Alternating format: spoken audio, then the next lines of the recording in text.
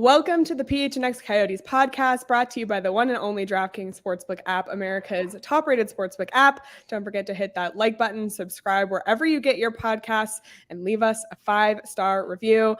I'm Leah Merrill here with Craig Morgan and Steve Peters, and today we are so excited to be joined by a special guest, his first appearance on the PHNX Coyotes podcast, Arizona Coyotes president and CEO Xavier Gutierrez. Welcome to the PHNX Coyotes podcast. Thank you so much for joining us. Thanks for having me. I have wanted to get on for a while, but I'm sure we'll get to why I couldn't. But it's great to talk to you guys. Thanks so much for having me. In all your free time, Javier, you haven't been able to squeeze us in.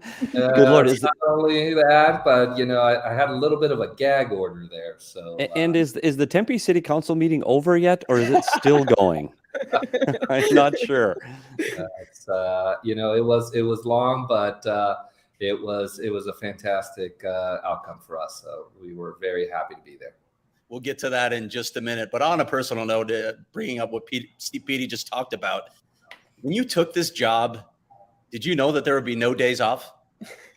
No, Alex Morello, he certainly showed me the future and the vision, but getting there has been certainly unexpected. As I tell people all the time, it was everything that I thought it would be and nothing that I thought it would be. And it's been a fantastic honor, very excited, and obviously still really, really a lot of work to do to get to where we want to be.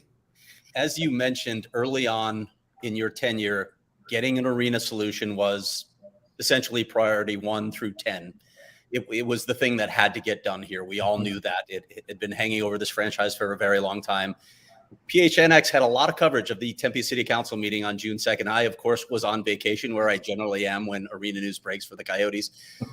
But with the council voting to move forward with this proposal, Javier, what are your general feelings about that decision alone and all the challenges in getting to this point?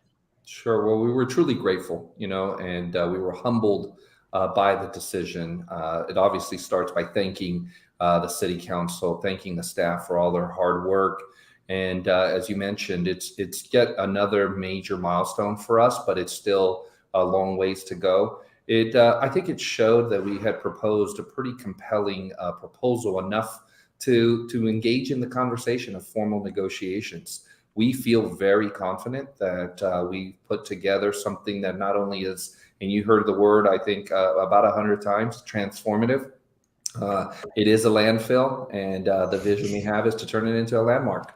And we're willing to put up significant amount of our money to do so. And I really tip my hat to Alex Morello, his commitment throughout from buying this franchise and really bringing about a change in how it operates and how it really does business, but also really this commitment to bring a iconic urban redevelopment and really what will be a best in class, not only district, but certainly an arena. His commitment has never wavered. And so it was great to not only see the council really hear us in terms of our proposal and to give us this opportunity, but also the number of people that came out and said, not only are we fans of hockey and fans of the club, but we're fans of this ownership group and what we stand for in terms of leveraging the power of sports to make a difference in the Valley. And that was truly humbling to see so many people come out in support. What's next for this project? Because obviously the Tempe City Council is yes to move forward with negotiations. So what are going to be some of those main negotiating points moving forward?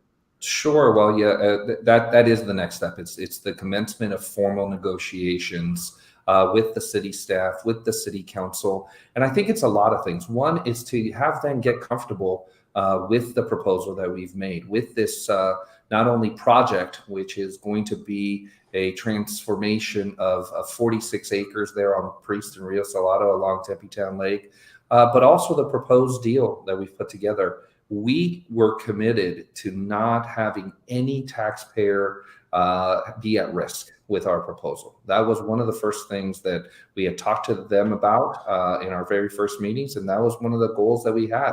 And what we've put together is to say, listen, we'll buy the land, we're going to build it, We're going to remediate it. We're going to put our money into building over $2 billion worth of real estate, and we're going to use that as collateral for public use infrastructure bonds that we are requesting the city do that are not on the balance sheet of the city. And so we feel very strongly that we'll walk through the deal, we'll walk through the proposal.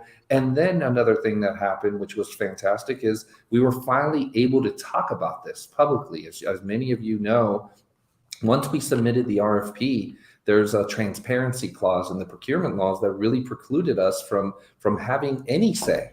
However, anybody who wanted to comment, critique, oppose, they had full reign to say whatever they wanted. And that really was difficult because there was so much being said about us, so much being said about this project, and we really couldn't say anything. And so now here I am. I'm in front of you guys. I'm talking about it. I am unabashed in terms of our real confidence that it is exactly what would be beneficial to the Valley and certainly to all the Coyotes fans and the fans in waiting. One thing I wanted to say, Javier, first I have a comment, is I've seen these city council meetings take place in Glendale. I've seen them in Scottsdale. And this one in Tempe, just honestly, it had a different feel. Like, we've seen the parade of Coyote fans in the jerseys get up and say hockey, hockey. We've heard, which is great. Like, we all love hockey. That's why we're here. This one felt different because it was more people from different backgrounds with different reasons to appreciate the organization, not just hockey, which was great.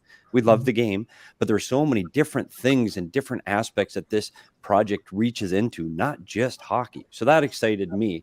And I know Leah brought it up, the future. Are there any dates earmarked yet that we can start looking forward to? Is it it's just kind of wait and see at this point? Sure. I'd love to be able to tell you a date, but the reality is we're going to respect this process as we have from day one. And really the city is in charge of it. And, we were very eager to begin conversations with them. I actually called pretty much every council member and the city staff the morning of, right after the approval. So Friday morning, we went right back at it to say, what is it that we can do to get you all comfortable? Certainly another component of this time period is going to be our outreach to the community. We said, this is what we're proposing, but what we're really proposing is a partnership. And that partnership needs input and needs insight to what really the entire community wants. Like I said, we think we've put something that is really, really strong and certainly very compelling, but we really need input as to, is this the vision that this community wants and wants to, in various aspects of it, to really address their concerns. But I do want to go back to how you started. That was probably the most wonderful thing about that hearing. As I said over and over again, when I joined and when Alex bought the team, we want to win. We have a plan. You guys cover it really well about what we want to do as a hockey team, as an NHL franchise. But we want to stand for more than just winning. We really want to leverage our voice and our platform to make a difference in people's lives. And despite COVID and despite all of the noise about this organization and us as an ownership and leadership group, I think what you saw that evening at that hearing was so many entities, so many civic leaders and community leaders who that resonated with them, that we are here to really, really be about serving others. I talk all the time about, I have two great examples as part of the organization about what we want to stand for, and that's Shane Doan and Lindsay Fry. If you want to know what we want to be about, they represent what we want to be about. Excellence on the ice, but even more excellence as human beings. And that's what we as an organization want to stand for. Javier, let's get into some of these issues that have come up, as you mentioned, before you could actually speak on the topic yourself. Mm-hmm. Some of them real, some of them perceived. I'll use a kind word for some of those.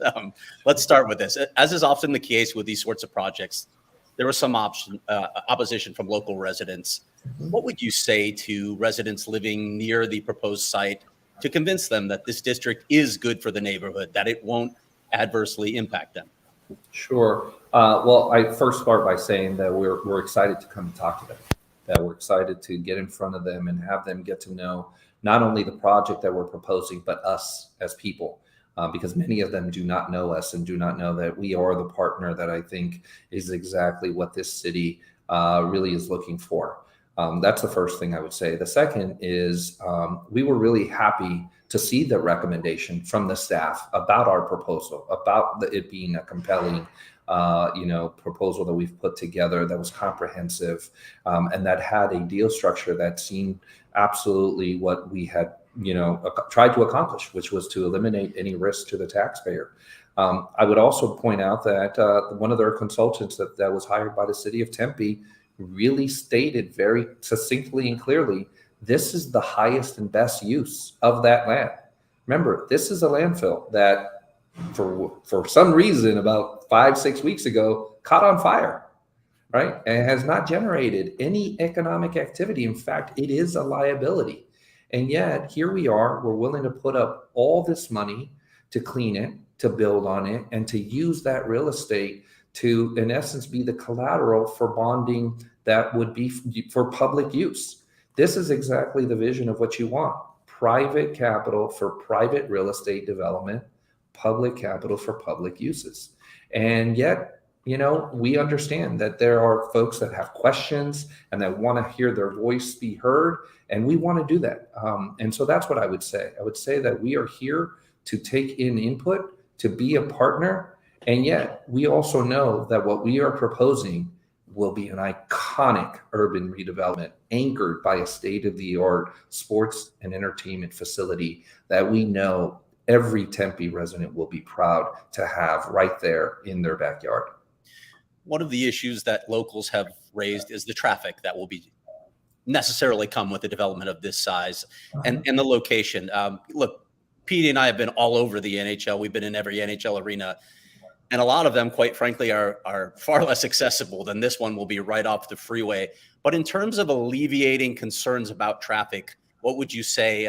I know you can't really talk about plans until you have a deal, but in general terms, what would you say to residents? Sure. Well, I think the very first thing that I'd say is that we are very mindful of it and that we are hopeful to have conversations. Maybe we haven't thought of things that others could come up with to help alleviate. One of the things that for sure we would highlight is what you just said, incredible access to the freeway. You're talking about really there right on the 202, right off the Priest exit. And so you're talking about accessibility that I think really, really should not be, sort of diminished in terms of why that site is a great, great location. In addition, however, we know that they're going to need to think about new modes of transportation. We have already begun having conversations with ride-sharing companies that are thinking about it as one node with other nodes out in other parts of Tempe. I, as you know, just moved from Los Angeles a couple of years ago. And one of the things that if you go to Old Town Pasadena, especially for UCLA football games and for when the Rose Bowl is activated, they have district-wide parking and valet options, which is something that I think we have begun having conversations with Tempe, where you can pick up your car, you can actually take a shuttle, you can take a bus and have parking throughout the entire city. So it's not all in one specific area. But also, how many of us would have thought that we'd be taking something called a bird about 5 to 7 years ago?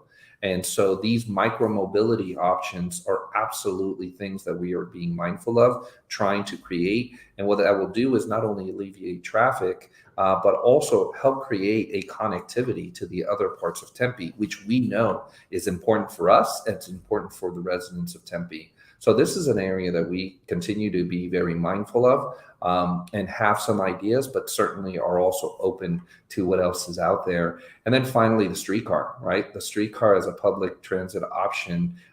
There's been an incredible amount of investment in infrastructure. We think that this development helps enhance the usage of the streetcar, and we are very much looking forward to it. You guys also heard that your tickets to games are going to be used as tickets for public transportation the day of game. We may want to expand that to be even further because we do anticipate this being a live, work, play district that's going to be activated year-round. I know you addressed this one a little bit at the meeting and afterward in media interviews, but I wanted to ask you again. The financial evaluation of Alex Morelos, his financial situation painted a bit of a rough picture. So I wanted to ask you, first of all, what was your reaction to that? How has Alex weathered the challenges that COVID has presented? And then what can you do to allay any council or other concerns on this front? Sure. Well, I'll unpack that a little bit. Let me talk about how Alex and the organization have weathered COVID. It has been a challenge, just like any other sports and entertainment entity has faced during COVID. And yet you have an owner who just committed what will be almost $30 million for a temporary location at ASU. And I'm sure we'll talk about that, but I talk about it a little bit in sort of that ESPN 30 for 30 mode. What if I told you there was an owner who was willing to put up $30 million of his own capital for a temporary solution while he's trying to put up $2 billion of his own capital for a permanent solution? What would you think? One, of his commitment, but two, of his financial wherewithal to be able to make that happen. And this isn't, let's put it off for years. We're making that investment. I said this at the meeting. We have already invested in the Tempe community. We're already part of that community with what we did in our partnership with ASU. So that's how we've weathered. I really give a lot of credit to Alex in his commitment to not only see this organization flourish, but to do so in a global pandemic. And yes, we have had to have conversations with our partners, with our vendors, with a number of entities to say, this is the time when you have to be partners and you have to address what has been changed circumstances. But we have always paid our bills. We have always met our financial commitments, despite any of the noise that's out there. We have been in business. Alex has been in business for 40 years in highly regulated entities. We own a bank together, as you all know, a $2.5 billion bank. We are in the media business, so we have FCC licenses. We're in the gaming business, so we have casino licenses, and obviously the sports franchise. And that has been over multiple economic cycles and recessions. This isn't just, when times have been good. You're talking about an owner that has really been very successful through multiple instances. And so COVID, was a challenge, and we have been very transparent about it, and yet we have moved forward. What happened at the hearing? Yeah, we were a bit surprised when you see a report from Dun & Bradstreet, and it shows that an entity that owns a professional sports team wouldn't qualify for more than $5,000 in credit. Well, had I been asked, had I had the opportunity, so now I have, that same entity 30 days prior had been underwritten by 7 banks and actually been extended over $150 million of credit. That same one, the one that was highlighted, that same one had received over $150 million in credit from entities like Citibank, Bank of America, PNC, Fifth Third Bank. So a laundry list of incredibly strong financial institutions had underwritten that entity and had underwritten this ownership. And so for us, it was a bit surprising to hear you had received a score that was so negative, which we didn't quite understand what went behind it. But I can tell you this, as I committed there, we're fully transparent. We're open to having the city council and its city staff talk directly to our financial institutions and assess the financial strength of Alex Morello, of the Morello Group, and of the Arizona Coyotes. And very similar to what we did with Arizona State University, which hired a third-party due diligence firm and got quite comfortable to move forward with us. And so we feel that that's what we know. I couldn't tell you about any of the other commentary that's out there, but our financial strength should not at all be a question mark in this project. I want to ask you about the airport. This is a story that I've been covering off and on for a very long time, because I remember when the Cardinals tried to build in the same vicinity. You finally get the chance to speak on this as well. And Nick Wood spoke at length at the hearing. Do you feel like Nick Wood adequately addressed all of the concerns, or are there more bridges to cross with this issue? Well, I think Nick did an incredible job at that hearing of basically making the statement, which you all should be well aware of, which is the intergovernmental agreement between the city of Tempe and the city of Phoenix absolutely allows residential development in the location that we are seeking to build. Point blank. There is nothing in documentation that undermines that statement that I just said, or that limits our ability to move forward with what we have proposed. The intergovernmental agreement allows residential, 100%. Second, we went through this entire sort of back and forth about maps, right?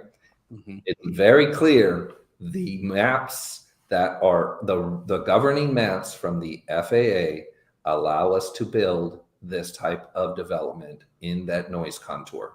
We have to have noise mitigation, which we will, and we have to have, certain other attenuations of, making sure people sign off when they buy and become tenants or become renters, that they're fully aware of where they are buying. There is no doubt about that. Other than that, however, we have stated from day one, we would not have proposed something that would not be allowed.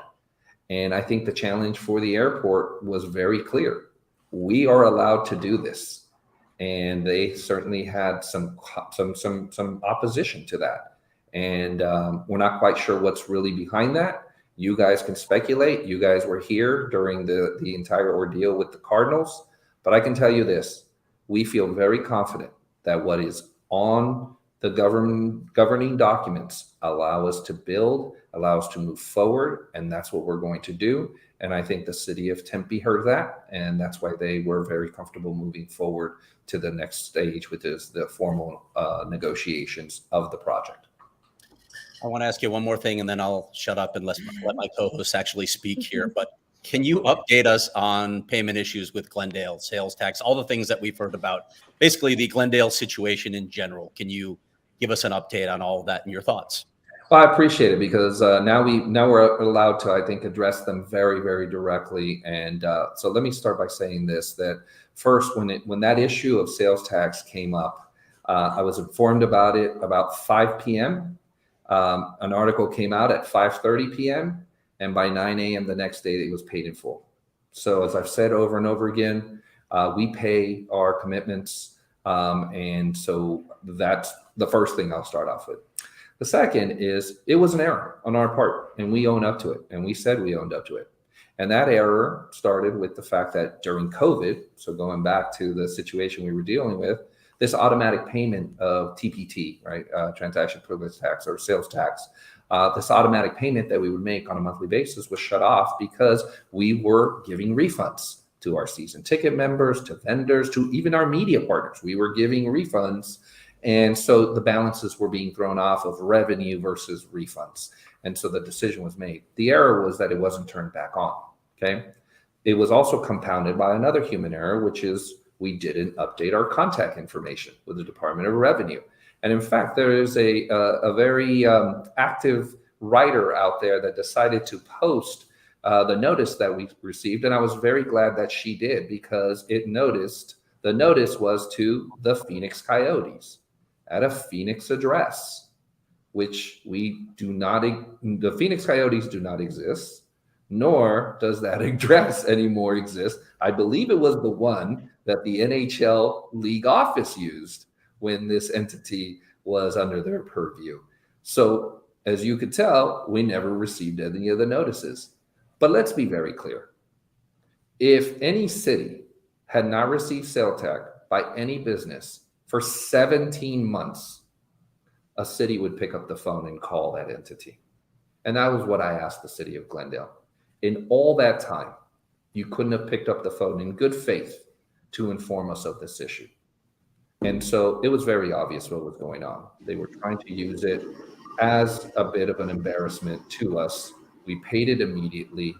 And that's really unfortunate that that's what the city tried to do. And there's not much that we can say. We've now moved on, but I want folks to be rest assured that that issue, that's exactly what happened. We're transparent about it. We will own up to our mistake, but we want to remind people once we were made aware of it, it was settled immediately. On that note with Glendale, I believe your last payment to them is due on June 30th, and you have to vacate the premises after that. Are you up to date with all of your payments? And in fact, are you out of Gila River Arena already? I don't know what your situation is there. Yeah, no. So we are up to date with all payments to not only them, but to all of our vendors. And that's one thing that I want to just stop and end that narrative. There is no issues with us as a financial, standing with who we owe things to. There are good faith disagreements, just as there were with Glendale, which they then took and really took it down a different path. We believe to justify why we would have turned down a 20-year lease extension, which is exactly what they wanted us to do. And I'm happy to talk about that. But no, there are no issues with us. We will be out prior to June 30th. We are not out yet. Our hockey operations are, and I'm sure we'll talk about that. Their offices have been completed. They're done. We are leasing out office space in the office surrounding the ice den Scottsdale. So we're moving all of our hockey up there. Our training facility, as you all know, will be there at the ice den Scottsdale. We have been doing some enhancements to the locker room to help with that. But as you all know, we've used that. That has been the training facility, the practice facility for the Coyotes for many years. We're also going to have our hockey business operations up there. And so we've already leased. Those guys have already moved. And then in addition, again, talking about the commitment that Alex Morella has made, we acquired a training facility. That'll be where the players train, where they work out, where they'll get their medical and therapy, where their lounge is going to be. And that is, again, all in that same complex. I know you guys have been up there, but if folks have been to the Ice Den Scottsdale, it's surrounded by buildings and office space around that entire parking lot area. And so that's where we will be. And so we're excited about that. And I do appreciate, Taylor Burke and Marcy and all those folks up at the Ice Den Scottsdale for just being so accommodating to us and being real partners. So I want to pivot to the arena with ASU. So what's the status of the annex that you're building at the multipurpose arena? Is it still scheduled for December? And a two-part question, do you have a firm sense of whether you'll be playing games in October? Sure. So I get updates. We all get updates of the pictures. And as I believe know, you can go onto a video and you can see it being built. And so it's an exciting time. You never realize how excited you get about concrete slabs going into a piece of dirt. But so that's where we're at. The annex is moving on schedule by all accounts. The facility itself will be open in September, and the community ice rink will be open in September. Our understanding is that they're going to have some events before they start ASU hockey there. And so that is on schedule. In terms of the annex, it should be very much done in that December timeframe. But to answer your question, yes, we anticipate playing games in October, and that's what we've said over and over again. We will have to make some accommodations, and we're working with the Oakview Group as the manager of the facility, as well as ASU to do so. But that was always our intent, was to have games there as soon as possible in the October timeframe, even if the annex was not fully completed. But that's what we're planning. That's what we are, obviously the schedule hasn't been released, and I don't want to steal the thunder of the NHL in doing that. But we definitely will be playing home games in October at that facility, and we're excited about that. One of the things, Craig always says this too, because he has to defend this franchise to the national media at times because they get the wrong narrative. And I've had the opportunity over the last few weeks, I've had a chance to talk to opposing teams, coaching staffs, and people that work in the NHL. And I say, what do you guys think? Like, really think of playing at ASU? And some have curiosity, like, what's it going to be? But for the most part, people are excited. One, it's proximity to the airport, it's proximity to entertainment venues and hotels. So players, coaches, teams aren't going, oh, this is ridiculous. They're going, can't wait. Like, let's go. Yeah. My question to you is, the concern I have is you're going from an arena that holds 16,000 to 5 tickets. So I know that we have there's a strong, rabid fan base that have season tickets. Will there be an opportunity for season single game tickets? Will there be availability for people that love this team that can't quite fit into the full season ticket? Are there smaller ticket packages? Are there single game packages? Possibly, can an ASU student actually get to a game? What are some of the things that are going to happen ticket wise that people can actually get to the games? Yeah, that's a really good question. I really appreciate that because there is all types of stories out there about this facility. One, I'm glad to hear that you guys are starting to hear what we've heard, which is people are excited about this, right? You're on the campus there at ASU, and it's an opportunity to really tap into a younger, maybe non-hockey fan base, in addition to this incredibly rabid Coyote fan base that exists here in the Valley. Second, it's in the great location. You just said it. People who understand Arizona, understand the Valley, understand exactly where that location is and how great it is, how it's in the middle of everything that's going on in terms of the growth economy, entertainment, Mill Avenue, downtown Tempe, the proximity to the airport, the proximity to freeways. They get it. They understand it. And I think they're excited about that. Plus, it's going to be a great environment. It's loud right now. I go once a week. When you're talking, it's loud. Imagine when you're having NHL hockey in there. It's going to have that buzz, that feel, that excitement. And guess what? Players really, they thrive on that. And fans thrive on that. To have energy, to have excitement. And so that we're very much looking forward to there. In terms of, I think the other component of, ASU is a phenomenal partner. I mean, it just is. That's the partner that you want to have here. And that's one thing that we have absolutely been so thankful for and humbled by.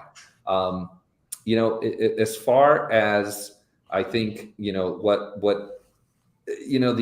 other components, I think people just want to see it.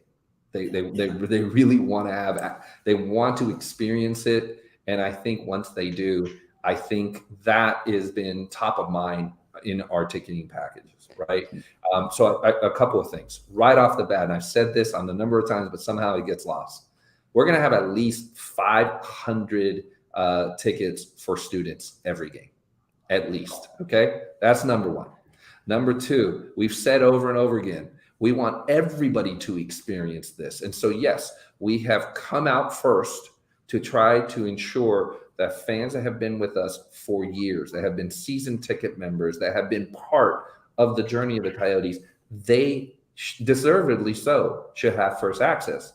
But another of our components has been, how do we get more and more people through it? And so, yes, we will have a student section. We will have a standing room only section that will also be part of and you're seeing this, by the way, in multiple arenas. So this isn't just because it's at ASU. People want to walk around. They want to be part of the whole vibe. They want to see action from multiple angles. They want to be with their friends that don't necessarily want to sit, in their seat for the entire game. So there's going to be activity. And so the student section, the standing room only section, and then at least 10% of the entire capacity on a daily basis will be for single games. And in fact, one thing that we haven't really gone out yet, because we're still very much getting a lot of interest from our existing season ticket members on partials, on halves, on fulls. But one of the things we want to do is we want to build what has been dubbed the Coyotes Club, where one of the benefits is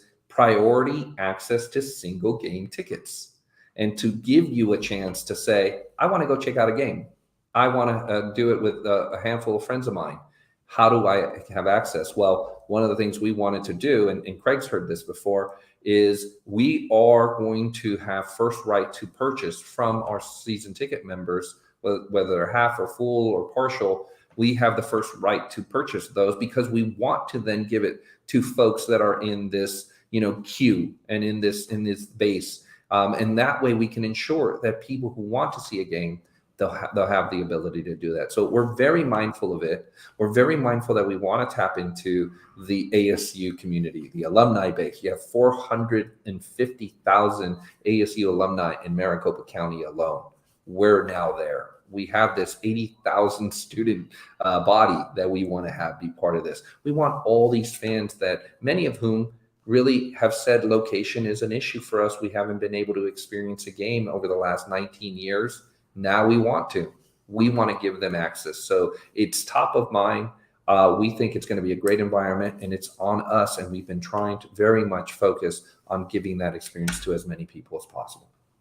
Another thing that came out of the Tempe City Council meeting is we learned that with the new arena could come an NHL All-Star game and an NHL Draft, something really exciting and that I know a lot of Coyotes fans have been wanting for a long time. So what might that do for Arizona from economic standpoint, visibility standpoints, and also, more importantly, how do you keep people cool in June or July for an NHL Draft in Arizona? I've always wondered. Very, very good question. Well, listen, it's exciting to hear directly from Commissioner Gary Bettman get up at a public hearing, say, if this moves forward, you looking at the draft, you're looking at an all-star game, you're looking at all these other special events that are done throughout the NHL. I personally still want to do what I've done, the duel in the desert out at Sun Devil Field Stadium, on New Year's Eve. I think it'd be amazing to do that. I've been told keeping the ice cool even on New Year's Eve here in Arizona may be a challenge, but you know what? We can figure it out. I think it's exciting. We think we're very excited about this. How do you keep people cool? Well, listen, people love coming to Arizona. They may just come for a very short amount of time in the middle of the summer, but there's so many great places. There's so many great resorts. You're seeing people who still come here, whether it's for weddings, whether it's for birthdays, celebrations, graduations, and what have you. We think that it would be a phenomenal economic lift in the middle of the summer here in the Valley. We know people will travel from all around all the other NHL cities. That's the one thing. And you guys actually heard it directly from Clayton Keller.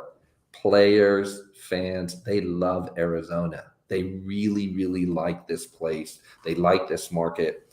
And there is concern because now when you see a shiny new arena in an entertainment district right in the middle of Tempe, we know that it will change the dynamics of this club within the NHL. And we're excited about it. We know it will attract players, fans, and corporate partners. And so it's something that we know has absolutely been the missing piece, as Craig and I used to always talk about when we first met. This is the missing piece to create this organization's ascendancy at the very top of the NHL. You've talked about it a couple of times today and you're talking about the hockey department ascending and you talked about winning. This time of year for a hockey fan is the ultimate. The playoff time of year is fantastic. And you watch and embrace these cities like Tampa and Colorado, how they've rallied and embraced their teams. People that have been in the Valley long enough and followed this team back in 2012 when they made their run and the excitement it generated. Do you ever sit at your desk, close your eyes, and just imagine what this whole thing could be like in Tempe and a playoff run?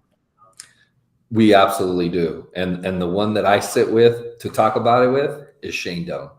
I sit with Shane. I say, Shane, what was it like? Tell me the feeling. Tell me what it feels like to actually be there. And then I talk with Bill Armstrong, and his runs with St. Louis and, the things, the emotions that come out when you talk to those two guys about what this can be and will be. And we're very, very committed to it. And we just think it'll be, I've said this so many times, this is a hockey town. It really is a hockey town. I know I don't have to convince you guys, but it is a hockey town. It's just been on this organization to actually get it right. We believe very strongly we have the plan, we have the vision, we have the commitment.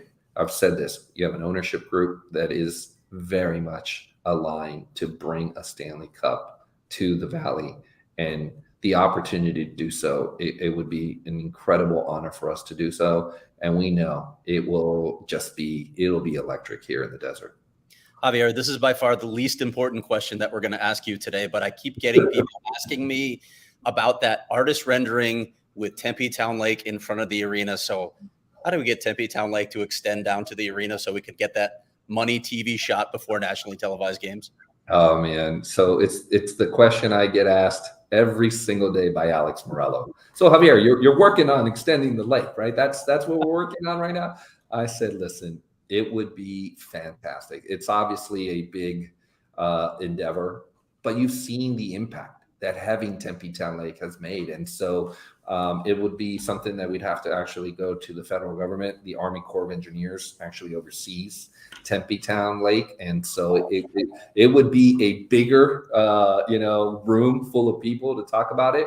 But with us being there, hopefully in the very near future, it gives you that reason to continue to fulfill what actually John McCain had wanted to see, which is the extension of Rio Salado all the way through actually downtown Phoenix and beyond. And so we think that we would be that impetus to make this happen, and we would very much be part of that conversation. So yes, by the way, we did have an artist rendering of the water, and we said, well, let's not get too far ahead of ourselves, but it would be fantastic. All right. As long as we're dreaming, I've asked you about this before as well. Any progress on hosting a game in Mexico City or your hometown of Guadalajara? Absolutely. So we again, predating me and Alex being here, these conversations had begun at the league office. They had been sort of curtailed and kind of stopped because of COVID. It's been re-engaged. In fact, we have a meeting later this summer amongst some of the teams that are potential targets to do something like that. I've said this over and over again. I can't be a team here in Arizona and not truly embrace not only the Mexican opportunity, but the Latino community here. And so you've seen the Diamondbacks do it very well. The Cardinals are going to beat us to the punch. They'll be down in Mexico City this fall. And so I think the league office is very, very serious about it. And we certainly have made it very clear that we absolutely need to be there. And so I'm hopeful that within the next couple of years, you'll see us get down there. And we are going to start doing some youth hockey efforts down there, irrespective of that decision. And that's something that we're working on trying to do as well, coming out of COVID. And last one for me, it's we're going to get a little bit hockey in this because I know you and General Manager Bill Armstrong are very close, and you communicate, and the two programs have all the synergy. But we're 2 weeks away from the draft, and on our show we've talked about the patience it takes to get through a rebuild. We get it. We're all on board. We support it, and as everybody's got the plan, and I'm excited because the plan of the rebuild and the plan of the new arena seem to be on similar paths for a time frame. How do you feel the hockey product and the team is progressing? Is it on schedule? Are we okay? Is the draft going to be, are you excited about the draft? Are we going in the right direction hockey wise? We absolutely are going in the right direction. I really tip my hat to Bill and to his staff. And I mean, let's start, and he does not get enough credit. Bear, the selection of Bear as our head coach has been incredible. You're talking about someone that, quite frankly, if we were at a different place in our cycle as an organization, he'd be right up there as a potential coach of the year candidate. What he did in terms of instilling a culture, a mentality, and really execution, right? And I give a lot of credit to Bill and to Shane for really suggesting that he was the right person to lead our team through this, strategic plan that we are executing on. But I will also say, this isn't just hey, the plan is to sit and wait. You're seeing action right now. You're seeing us having what is now 7 draft picks in the first 2 rounds. You're seeing the development and the investment we made. We have one of the biggest scouting departments and one of the most experienced, as Bill pointed out to me. We have actually 5 guys on our scouting staff and are that have picked number 1 overall, right? Just to give you a sense. So there is incredible amount of experience that we have made an investment, as well as player development. We have put in a lot of investment. And so we've said this over and over again. What's going to happen in about a month? That's our Stanley Cup right now. We're going to go out and win it. And that's what we've been focused on. And I'm sure you guys have seen it. Both amateur and pro scouts are up at our casino in Reno. Really, really focused on it. They're having a great time as well doing it, but they're working really, really, really hard. But the point is that they're getting inculcated into the family environment that Alex Morello really has for all his companies with one focus in mind: to continue to move forward, to continue to work hard to bring a Stanley Cup. I think this draft is going to be very exciting for us. It's going to obviously be very impactful, and our fans should be very excited about what we're putting together. And yeah, you're going to have to grow. You're going to have to develop. But it does help when Bill Armstrong shows up and puts on a video of what you guys saw at Tempe City at the public hearing a couple of weeks ago. Craig is weekly muting. Yeah, muting. Can you tell he's a professional? He's a professional media guy. Yeah, can you tell? Leah's going to grimace at this transition from me. But speaking of family atmospheres, we just partnered with Four Peaks Brewery, which has been my favorite brewery in the city for a very long time, and is also in Tempe. Are you a beer drinker, Javier? And if so, what is your beer of choice? And don't think that I'm going to judge you on this choice, but I probably will.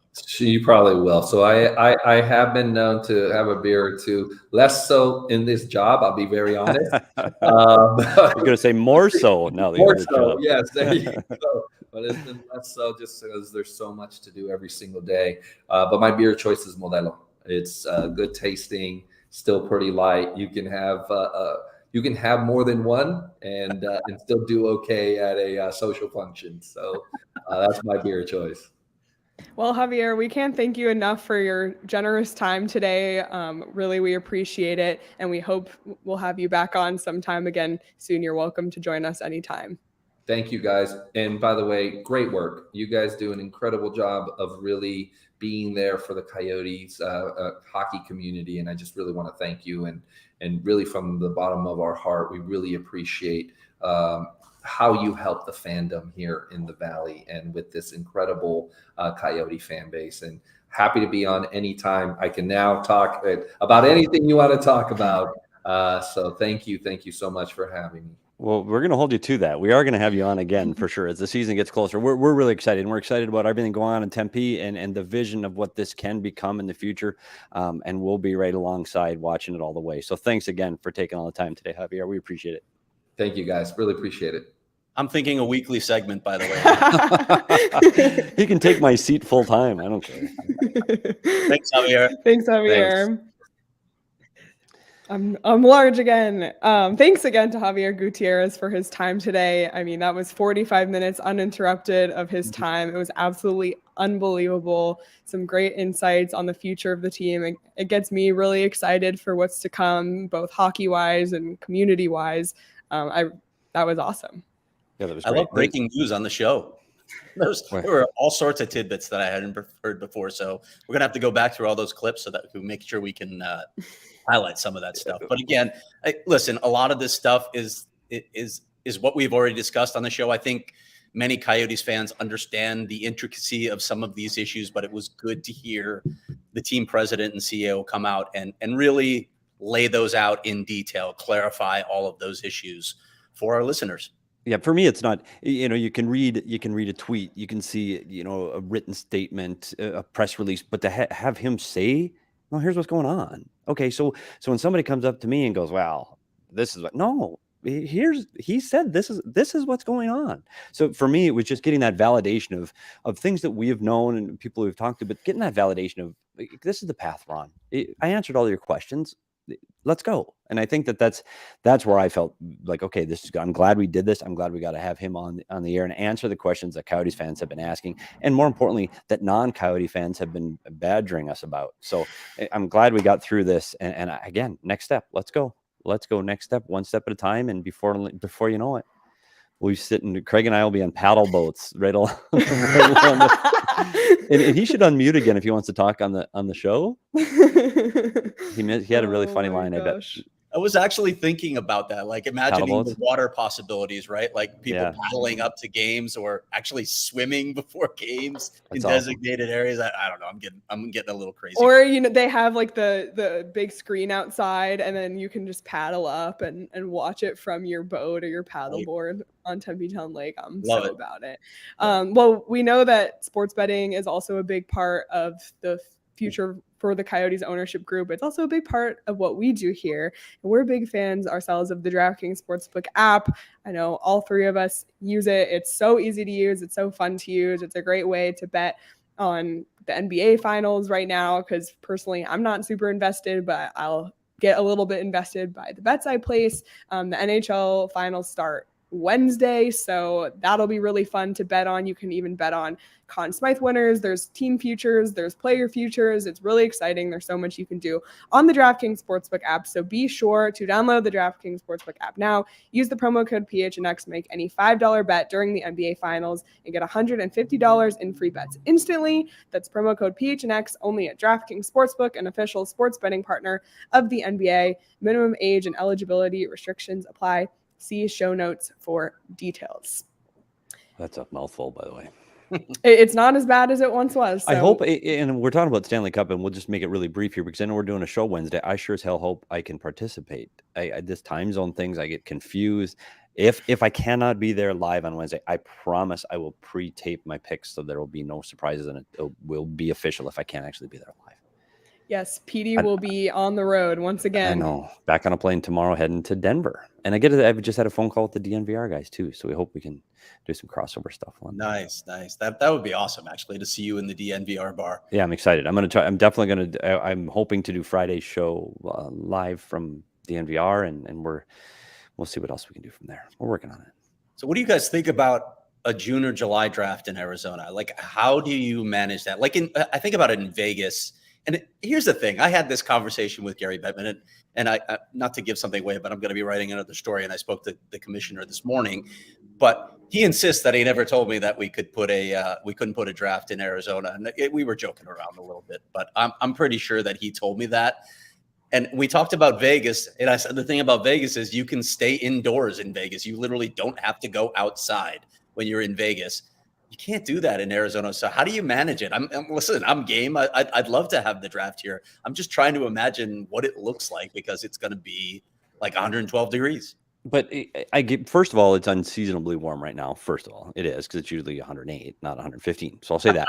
But if it's if you're talking about it's in Tempe and the Tempe facility, yeah, I mean, just like anywhere else, we've survived this for how many years? You go from air-conditioned hotel to an air-conditioned car to an air-conditioned restaurant. Like, you're just not going to go golf 36 holes on the day of the draft. But were you in Dallas a couple of years ago? That was hot. It was humid. Cool. And I was in Tampa last week. It wasn't 112, but I felt better here than I did in Tampa. It's a dry heat, Craig. You ever heard that? I am not wearing a suit. I can tell you that. If the draft, but it would be Arizona casual. Arizona, it's Arizona not a very casual. Big suit place. Yeah, we'll have to put that out. Maybe Biz will probably show up in a Speedo. Yeah, Arizona. Oh, good Lord. Arizona casual. I'm all in. I think it's going to be great, and I don't think it's going to. The biggest obstacle is going to be golf. We'll just don't go golfing. I mean, they had a Super Bowl in Minneapolis, for God's sakes. How can you not have a draft in Arizona? So listen, if you want to cool down, just take a Four Peaks beer in your hand. Amen. Cool off with a beer. I would recommend the peach for summer. That's my personal favorite. I'll just recommend the peach every single day, and I'll find a reason to recommend it to you because it's my favorite beer ever. So if you haven't checked out Four Peaks beer already, it is our newest partner. We're so excited to be partnered with Four Peaks Brewing. And we're also really excited because we don't have a draft in Arizona yet, but what we do have is a draft party at Four Peaks Brewing Company on July 7th at 4 p.m., the official PHNX Coyotes draft party. PD will be there. Sean will be there. The PHNX crew will be there. There'll be special guests that we're not even going to announce yet, but be excited. If you want to get tickets, head over to gophnx.com. They're, I believe, just $5 tickets. So make sure you do that so you can get in the door. It's going to be a blast. Craig and I are probably going to have FOMO, to be honest. Craig and I are going to be in Montreal having FOMO that everyone's just drinking Four Peaks, and we're working hard in Montreal. Yeah, I can't wait. It's going to be exciting. We might have a Bobby Margarita in our hand. Yeah, Bobby Margarita, absolutely. That's a fair point. Fair point. As a reminder, though, must be 21 or older and enjoy it responsibly whenever you enjoy Four Peaks. But I can't wait for the draft. It's I will close. Be lifting my kilt at Four Peaks. Oh, wait, can you say that? Can I say that? Wow. You'll let me mute myself for a minute while I read it. I don't really know. We have a lot of draft content coming your way on the PHNX Sports on YouTube. We have our first round flashback video up. It's an interview with Danny Briere that Craig and Petey did to talk about his draft experience and what it was like leading up and getting drafted in the first round. And we'll have multiple a week going forward until the draft. Craig and Petey have talked to some amazing people, but you'll have to be a member to get access to all of the rest of that series. So become a member at gophnx.com today. Sign up for an annual membership. You can get a shirt when you do, or a hat in the locker, or you can try month to month, get your first month 50 cents. We also have prospect breakdown videos starting tomorrow. So it's highlight videos from the experts themselves, Craig Button, Corey Prom, and Chris Peters on all of these prospects. Are we announcing it? Why not? Okay, everybody, this is so exciting. Bob McKenzie will be joining the PHNX Coyotes show. What day was it? I should have known this, but 29th. June 29th, Yeah. live. Bob McKenzie, and as someone who grew up in Canada, when I think about hockey media, I think about Bob McKenzie. He's always super dialed in to the draft and prospects, so we're so excited for him to join us and give his expertise and insight on prospects in the upcoming NHL draft for the Coyotes. I am excited for him because he is outstanding, but I will say this, as all things here revolve around me, and I'm all worried about me because it's about If me. it goes to Game 7, you're concerned about your 28th. ability to make the 28th. Game 7 is June 28th, and I don't know if I can be there on the 29th. So now I gotta because I have anxiety so I've got to start worrying about my plane ride on June 29th right now, today. I got to start worrying about my plane ride on June 29th. Book a 5 a.m. flight, Petey. I know. Come on. There's a 6 a.m. out of Denver. Thanks, Craig. Appreciate you. Buddy, you got to be on the show. I know. I just said I'll get a 6 a.m. flight. Your stress level. You got to be after on the show. Game 7 in the Stanley Cup Finals, and if it's in Colorado and Colorado wins, and I'm there for Game 7, I'm probably not going straight to bed so that I can catch my 6 a.m. flight. So I may go straight from the after party to the plane to the show. Just giving you a heads up. I will not sleep that night. That works for me. Yeah, sure. We'll see. And then I'll get 4 peaks at the studio and roll right into the next exactly. day. A morning beer like Craig was having on Friday. All right, just checking. Oatmeal stout from 4 Peaks. Yeah.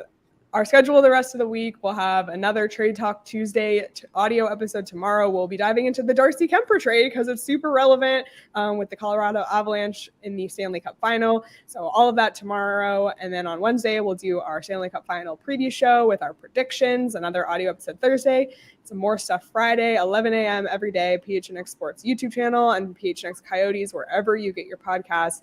Please like and subscribe and leave us a review. Please follow us on Twitter at PHNX_Coyotes. I'm eating fake maple syrup on Friday, and maybe we'll be taste testing some other foods. I don't know. So you'll want to tune in for that show as well. Any final notes before we head out today? No, just a couple stories coming up. I mentioned one that I spoke. I'm going to be writing about the Sunbelt experiment this week. I did speak to Gary Bettman today about that. I have my next story in my scouting series coming out tomorrow, looking at the European amateur staff. And then I should have another arena story later this week. Awesome. And Petey hits the road tomorrow. So check out Petey at the Playoffs hashtag on Twitter. He's been giving us some great content from the road. Everybody, thank you so much for joining us today. Thank you again to Xavier Gutierrez for his time. We appreciate it so much. We'll be back tomorrow for an audio episode. Enjoy the rest of your day, everyone.